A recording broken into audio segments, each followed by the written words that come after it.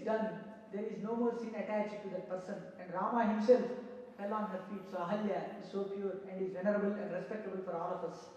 So she cooked food for them, she gave it to them, and then she ate. And then Gautama himself ran from Himalayas. He took back Ahalya and then he left. So Rama and Lakshmana, now they came here, and Ahalya's son, Shatananda, Shatananda, Ahalya's son Shatananda came there, and he explained all the glories of Vishwamitra. He said, once upon a time, your guru, he was a king. With an Akshavini of Sainya, he went to Vasishta's ashrama. There, Vasishta treated his guest with all abundant hospitality. So Vishwamitra started to question, in this forest, where from all this abundance came from? Then Vasishta replied that here is my cow, Shabala, Nandini. She is my life's journey. She is a fountain of unfailing plenty. She gives whatever is required in this hermitage. So I got everything from her. Then Vishwamitra said, I need that cow. You have to give it to the king. All such possessions belong to the king. Then Vasishta replied that this is my life's journey. I can't give it to you. She is like my sister. I cannot part with her. Then Vishwamitra pressed and Vasishta refused. And thereupon Vishwamitra's army started to drag the cow. Then the Nandini ran and asked Vasishta, can I produce and defend myself? Then Vasishta gave her permission to produce soldiers and defend herself. She produced Piplavas, many soldiers. They all came and then they started to fight against the army of Vishwamitra. The royal army and the king himself were defeated and vanquished. Vishwamitra rushed, hurled all kinds of weapons he had, but all the weapons were worsted. And disgraced and defeated, Vishwamitra retreated back. And he prayed to Shiva and he asked to give him all the divine weapons possible. And Shiva blessed him with all the weapons. When Vishwamitra got all the weapons, he thought Vasishta has already vanquished, and he straightaway made for the abode of the sage. Looking at the onrushing sage, Vishwamitra, the hermits, the residents of the hermits ran helter and skelter. He threw a fire weapon and destroyed the ashrama of Vasishta to cinders. And then he shot all the weapons he had at Vasishta. But the holy man, he's a Brahmarshi, he held the Brahma staff, the Brahmadanda in his hand, and he started to absorb all the weapons into the Brahmadanda. Then finally, he took out the Brahmastra and then he shot it at Vasishta. And the divine weapon, the entire world was wrapped in a gloom as if it was a huge eclipse, and the weapon went and was absorbed into the Brahmadanda of Vasishta. And the divine man and his holy staff absorbed the energy and radiated spiritual luster all around, in which Vishwamitra also grew in glory.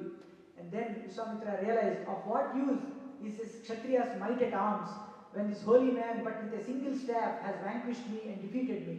And defeated and disgraced, Vishwamitra one more time went back and conducted a terrible penance for another 1,000 years.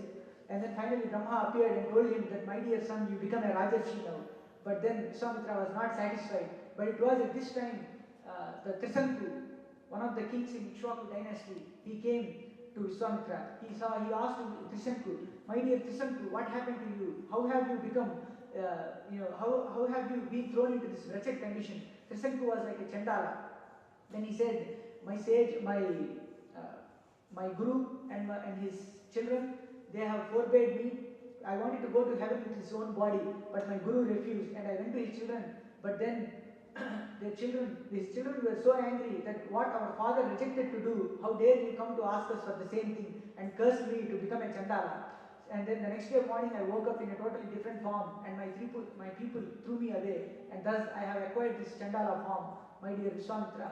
And Vishwamitra said, I promise you, Trisanku, that I will, with this Chandala body, I will let you go to heaven. Vishwamitra didn't say that I will give you a nice body, but he said, with this Chandala body itself, I will send you to heaven. Because he is against Vasishta, he want to show his power against Vasishta. So he conducted a yajna. He also called his disciples and said, go around the world and call all the sages to conduct this yajna. And the sages went and then called upon all the other sages. But they could not refuse, because what was more or less a command, Vishwamitra's request was more or less a command to the sages. So they agreed to the request, and then they came and then they started conducting the yajna. finally the point came where the demigods have to come and take their offerings. But at that time, no demigods came. And looking at Vishwamitra's discomfiture, all the other sages assembled around there, laughed between themselves. But Vishwamitra, he was angry. Then he started to raise his ladle up high with ghee, and then he poured the ghee and said, Trisanku, with my own power, I will send you to heaven. And he started uttering, he started pouring all his financial power into Trisanku, and the Trisanku started rise to heavens. The world saw the power of Vishwamitra's penance that day. Then when Trisanku went to the heaven, Indra came out and said, you Chandala, how come you have come to heaven with this body? And then he threw him down, and Trisanku started descending down, head downwards, and he yelled out, Vishwamitra, save me, I am falling down. Vishwamitra looked up and he said, Trisanku, stop over there. And Trisanku stopped there, with his head over heels. Then he started creating a new starry horizon in the southern hemisphere of the earth. And then he created a new heaven, new demigods. And the demigods were alarmed at their supremacy. They came to their knees and then begged Vishwamitra to stop his stupendous activities, and pleaded and compromised and made a treaty with him. Then Vishwamitra, as easily appeased as provoked, he calmed down and he told that, okay, I will stop creating the universe. And the demigod said, let Trisanku remain there wherever he is, in his starry horizon, in his own Swarga, and glow for the rest of eternity, just like as your spiritual glory will be sung in futures. And when they said that, Vishwamitra was pleased, and then he withdrew. But all these stupendous activities had consumed all his financial power. So he went back again, and then he conducted the tapas one more time. Now, this terrible tapas the demigods could not withstand, and then they sent Menaka. Forgetting his own spiritual endeavor, Vishwamitra lived for 10 years with Vishwamitra. On one day, he woke up all again, and then he looked angrily at Menaka. Menaka trembled in fear, but Vishwamitra said, don't worry, I will not curse you. It is my own folly that I have conducted this. It's not your fault. You have just been carrying the orders of the demigods. And he sent her away. But later again, he went back and he started conducting terrible penance. Then the Brahma appeared and said, you will become a rishi. But Vishwamitra asked, does this mean that I have conquered over my senses? Brahma replied, no. Then Vishwamitra started conducting penance one more time. And now Indra sent Rambha again. Rambha was trembling in fear. Indra said, no, but this time you will be assisted by the god of love, Manmadha, and also by springtime beauty. You are not alone, please go. And when Rambha entered the hermitage of Vishwamitra, the forest blossomed in vernal beauty. And then love and springtime was there to assist beauty, who is Rambha. And then Vishwamitra, when he opened his eyes, he felt some feelings to which he was long been a stranger, and a white surge of anger started to come in him. And then he cursed Rambha, the temptress, saying that Vishwamitra at once realized that this is another temptation thrown in his way by the demigods. So he cursed Rambha, saying that you will be here petrified as a stone for 10,000 years. He cursed and then he left. And then he started, but he realized how far he was from his supreme goal. So he conducted his penance one more time, and then finally Brahma appeared, and then he said, my dear son, you are Brahmarshi. Then Vishwamitra said, how can I agree this without the approval of Vasishtha? And Vasishtha also reached that place at that time, and he said, my dear brother, you are Brahmarshi, you are one among this fraternity, come. He welcomed him. Vishwamitra took paid obeisances to both Vasishtha and Brahma, and then since that day he is Brahmarshi Vishwamitra. So this is the glory of your Guru Vishwamitra. That's how Shatananda explained the glories of Vishwamitra. And when Rama and Lakshmana listened to it, they were surprised. And then when they were crossing river Ganga, Rama asked the story of Ganga. Vishwamitra told the story of Ganga also. I don't think we have that much time to go into detail. Where Bhagirath brought Ganga onto earth, and then the Sagara sons were delivered from their sins. So, and then now they proceeded to Midila.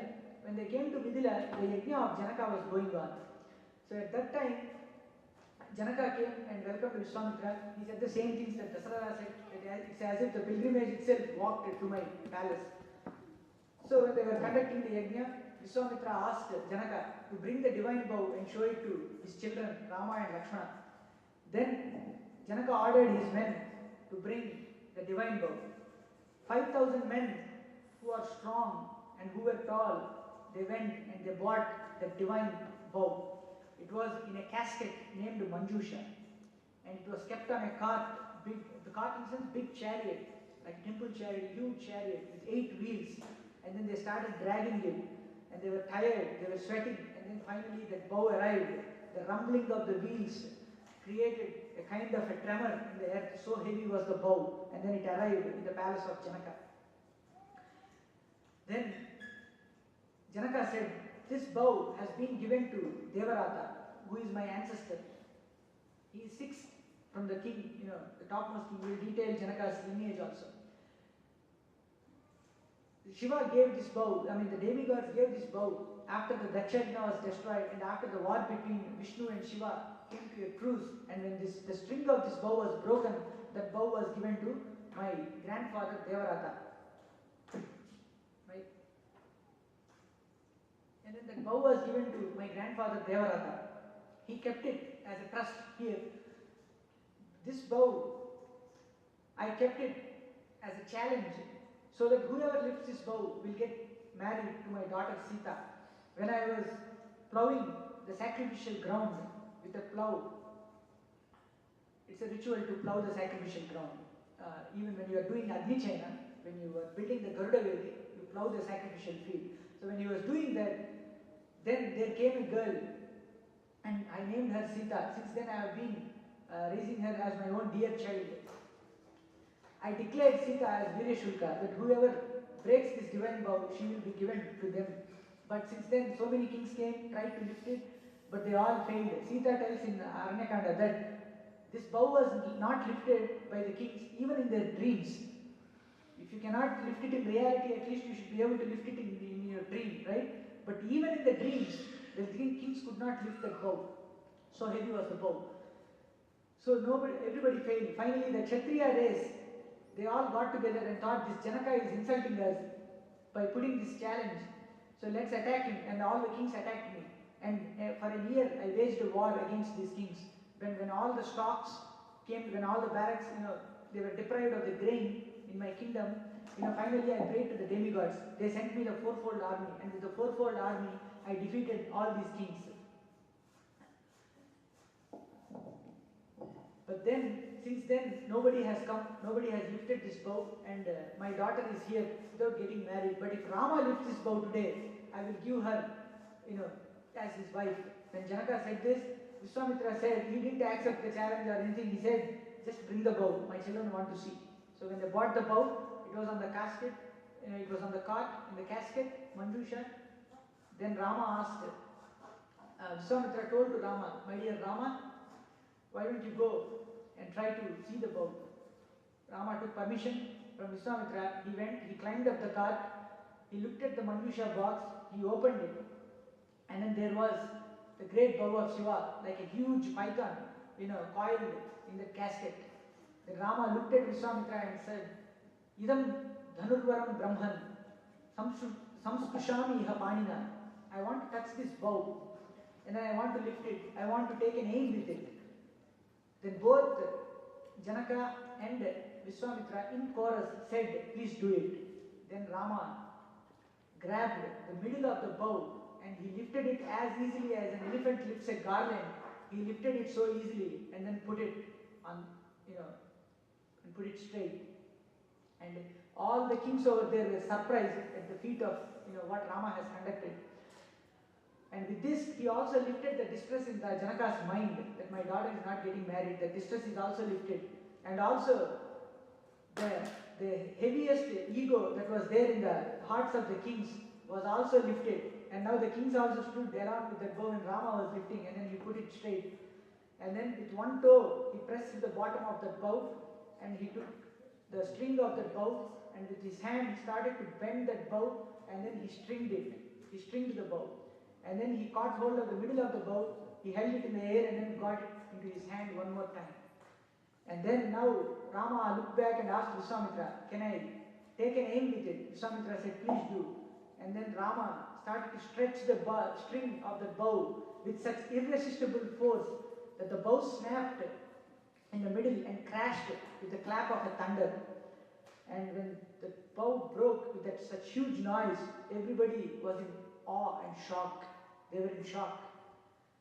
One poet describes, Viswanatha Satyanarayana, the Telugu poet, he describes how this bow broke. Nishta varshada moga mega patali nirgachatu udyodita speshtera mada malikayuda padadhrumban Mahagora pamnishta spurjatu chandamandala ravahina kriya praudi tragishtammai a ravamanta dasagan chinna chapambunan. Except the last sentence, nobody knows what other words mean.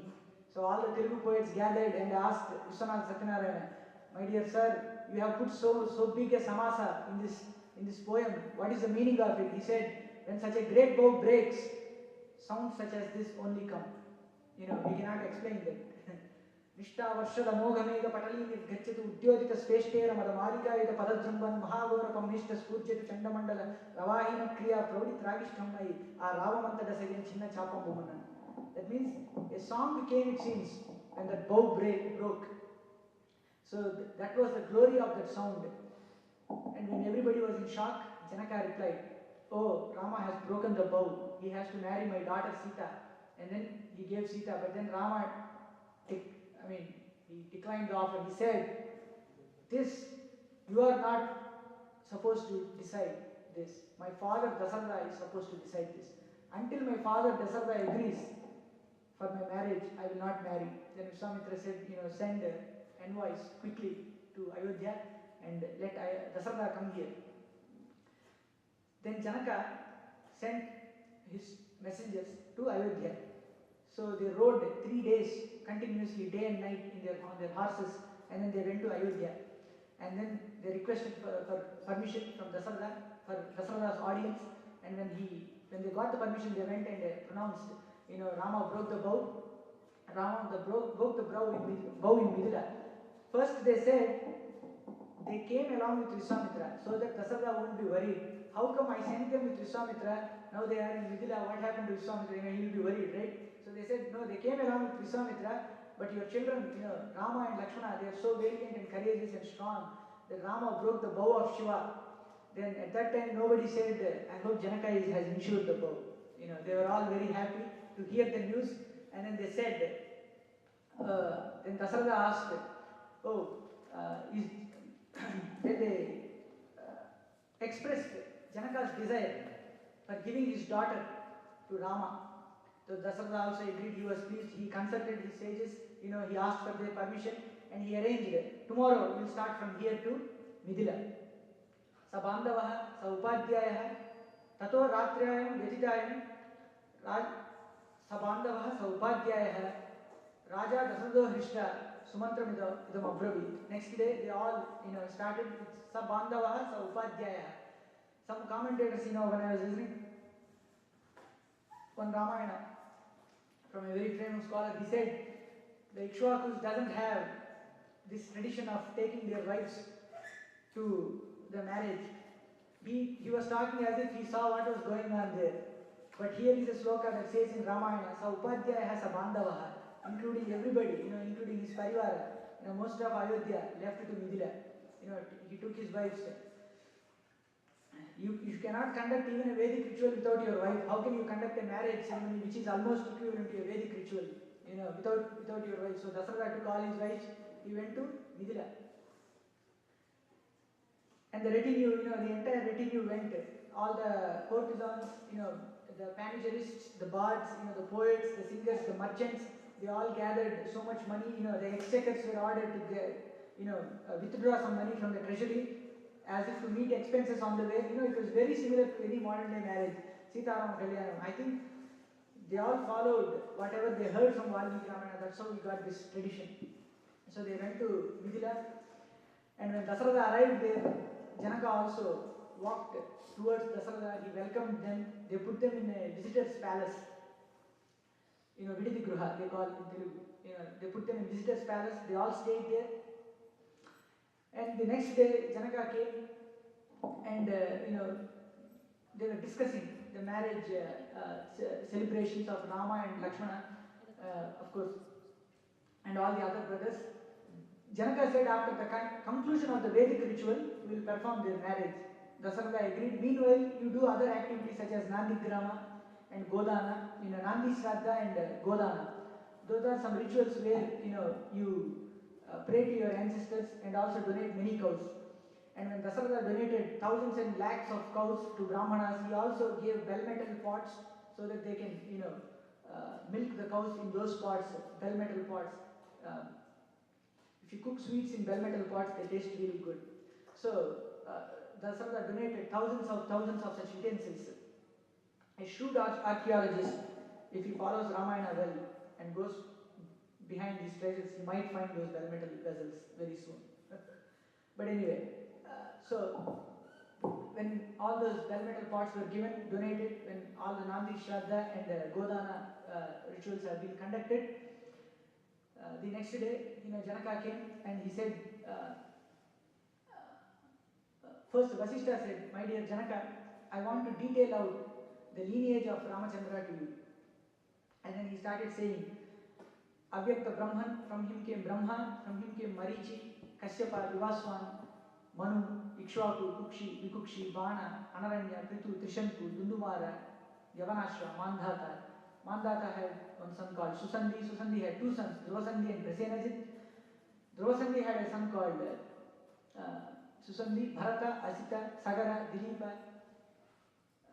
Bhagirada, Kakutstha, Pravruddha, Sudarshana, Shankar, Sigravu, Maru, Prashishruga, Ambarisha, Nahusha, Nabhaga, Aja, Dasarada, and for him Rama Lakshmana Bharatashtrugna. This is the lineage of Ramachandra. So then Janaka said, I too am inclined to detail my lineage. It's a tradition that the boy's family should tell out their history and the girl's family should tell out their history. So Sita's father Janaka said that now I will detail out our lineage. The first one was Nimi, Nidhi, Janaka. This Janaka is not Sita's father, but there is another Janaka. Nimi, Nidhi, Janaka, Udavasu, Nandivardhana, Drishtaketu, Nandivardhana, Devarata, Haryasva, Drishtaketu, Shura, Mahavira, no, Brihadrata, Shura and Mahavira are brothers. To Shura there was another son called Haryasva.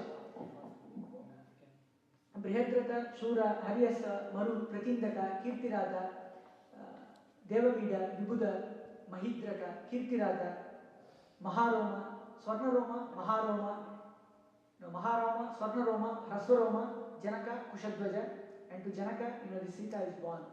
So they detailed out Janaka's lineage also. If you remember, Janaka said the sixth in my lineage was given, he is the one who has been given with this bow. So the sixth from Nimi, Nidhi, Janaka, Udavasu, Nandivardhana, Suketu, and Devarata. He's the sixth from the top. The first one, if you exclude that, sixth from the top. So that Devarata has been given this bow. So that was his lineage. And they detailed out their lineages. And then Vishwamitra advised, why not your brother Kushadvaja's daughters, Mandavi and Urmila, Mandavi and Shrutakirti, also be given to Bharata and Shatrugna, to the Ikshvakus. Why not have a fourfold alliance? Then Janaka agreed, immediately summoned Kushadvaja. Kushadvaja was ruling a kingdom called Sankashya, where the kingdom was protected with javelins in front of that kingdom. So Kushadvaja also arrived on the spot. He took the blessings of his brother, and then the four daughters of Janaka and Kushadvaja, Sita, Urmila, Mandavi and Shrutakirti, they all got married to Rama Lakshmana Bharatashtrugna. Rama was married to Sita, Lakshmana was married to Urmila, Bharata was married to Mandavi, and Shatrugna was married to Shrutakirti. This was the alliance that was conducted, and then they were brought into that thatched roof. They did not conduct the marriage in the palace. They brought into the thatched roof where that yajna was being performed. And then there, they started conducting the marriage. The main altar was prepared. Vasishtha and Vishwamitra, everybody was there. They sprinkled grains, and there were sprouts of the nine types of grains. They were full of turmeric, the latex of the freshly cut fruits and the flowers. Everything was there. Vasishtha arranged it. And then Janaka said, इयं सीता मम सुता सह धर्मचरी तव प्रतीच्य चैनं भद्रन्ते पाणिं गृह्णीष्व पाणिना. Said, this Sita, my daughter, take her hand into your hand, O Rama. Praticya chainam bhadranthe panim grihnishva panina. I offer her hand to you, take it. And then he said, Pativrata Mahabhaga, Chayeva Anugata Sada, Ityuvacha Prakshubat Raja, Mantraputam Jalam Tatha. After saying this, Janaka poured water and gave it to Rama. And then Rama received Sita, and then Sita Rama Kalyanam was performed, and Sita was married to Rama. And then the retinue started going towards, and there was a huge shower of flowers at that time. Rama and Sita were married. This was not arranged. The demigods showered flowers from the top, and Devadudubis, the trumpets started to blare, and their marriage was completed, and Sita was married to Rama, and they started to go towards Ayodhya. And at that time, Vishwamitra took leave, and he left then and there. His duty was over. He got Rama married, and then he proceeded to his own hermitage. And thereafter, when the retinue of Dasaratha, when they were going to Ayodhya, they saw all the animals, they were circling in a clockwise direction, but the birds in the sky, they were screeching and making loud noises. And Dasaratha was a little bit unhappy about the situation. He said, my dear Vasishtha, looking all these inauspicious signs of the birds circling in the sky and screeching and making sounds, I feel a little, an ominous calamity that is coming forward in the direction of us. When Dasaratha said that, Vasishtha said, do not worry. Although the birds are shouting, these animals on the ground, they are going in clockwise direction around you, which is an auspicious sign. Even though there is a calamity, it will subside very quickly. As and when Vasishtha was uttering these words, there was a huge earthquake, and then there was a tornado, and then there was a cyclone. All the trees were wiggling in that wind, and there appeared Parasurama, with an axe on his shoulder, with a battle axe on his shoulder, and then a divine bow in his hand. That Parasurama was radiating spiritual luster, and he was like Rudra at the time of dissolution. When Dasaratha saw Parasurama, he thought, oh, did he not stop the cruel campaign of killing the Kshatriyas? Had he started his cruel campaign one more time? So they were all fearful. And then Vasishtha and all other sages, they went, they gave water to Parasurama, and then they invited him close by, and then they asked what was the reason for him to come. Dasaratha also asked, what is the reason for you, O sage, to you to come here? And then Parasurama actually drenched this earth in the blood of Kshatriyas 21 times. And wherever he went, he was preceded by earthquake and storm. And the Kshatriya race trembled in fear. So now Parasurama orders, O Rama, I have heard that you have broken the bow of Shiva. Today, if you really have strength, if you are really courageous enough, withhold this bow of Vishnu. This Vishnu Chapa has been crafted by Vishwakarma in good old times. Take this if you are courageous. And then Dasaratha started to plead Parasurama, saying that, my dear sage, you have singled out my boy Rama. Without him, all the Kshatriya race, all the Ikshvaku race will be destroyed. If Rama dies, we will all die with him. Do not single out my son. What mistake has he done? He is not even 16 years old. Dasaratha started to plead. Then, just similarly, Dasaratha's pleadings were like pouring ghee in the anger of Parasurama. Then he started talking even more angrily. Then Rama stepped forward and said, O Bhargava, I am not to be humbled like you have humbled the other Kshatriyas. Give me that bow, I will hold it. Then when Rama stretched forward his hand, Parasurama gave the bow. As and when Rama touched the bow, the divinity in Parasurama faded away. The avatar of Parasurama has come to an end. So Parasurama's avatar has come to an end now. Then Parasurama agreed that from now there is Rama, he is Dasaratha Rama. There is only one Rama. Even Kancharla Gopanna, Bhakta Ramadas says, Bandana Bhimudu, Artajana Bandhavudu, Ujjvala Banatora Kodanda, Kala Prachanda, Bhujatandava Kirtiki, Ramamurtiki, Rendavasati, Daivamu Ledunsun, Gadagatti Perika, Danda Danda, Nadambula Chanda, Nindamattave, Dandamaniki Chatadunu, Badragiri Dasaradi, Kurna Payodidi. That means there is only one Rama. If at all there is one Rama, he is the powerful Rama and he is the son of Dasartha. So, when Parshurama said, then when he gave the bow, Rama took the bow in hand and then he fitted the divine Vaishnava arrow on the bow and then he stretched it to his ear and said, O Bhargava, this arrow cannot go waste. Tell me, should it cut off the powers of your locomotion or should it destroy the power of your penance? Tell me, what should I destroy? He is not even 12 years old. This Sri Rama today, this Sita Rama is asking Parshurama that what should I destroy? Who can see the powers of locomotion? But Rama can see it with his divine eye. He said, what should I destroy? This Vaishnava arrow cannot go in waste. Then Parshurama replied, my dear Rama, I need my locomotive powers because I need to go back to Mahendragiri. Because this earth was donated by me to Kashyapa a long time ago. I have to keep my promise. I have to go to Mahendra. But this one purpose, I will use my powers of locomotion. But all other powers, I donate it to you. And then he gave it to Rama. And then Parshurama left away. Then Rama gave that bow to Varuna. And then that bow was given away. Some people might have questions, what happened to this Vaishnava Chapa? The Vaishnava Chapa has been given to Varuna. And then they proceeded to Ayodhya. And then when they went to Ayodhya, the festivities were there still continuing. Actually, in between, I didn't say, Bharata's maternal uncle, Yuddhajit also arrived at Ayodhya, and then he was told that they went to Mithila. He came back to Mithila, and he also witnessed the marriage. So he also came along with all of them to Ayodhya, and then the festivities began. Every house was decorated well, and Sita and Rama lived in Ayodhya for 12 years happily. At that point forward. So they lived for 12 years in Ayodhya very happily. And now I'll give a break. We'll come back and continue Ayodhya Kanda. Okay? Today we'll continue this Ramayana until 5 o'clock. Hopefully we'll be able to complete the Ramayana. Balakanda itself took very long time, but we'll try to see. So we'll take a 15-minute break and then come back and start Ayodhya Kanda with Paduka Pattabhishekam. Hare Krishna.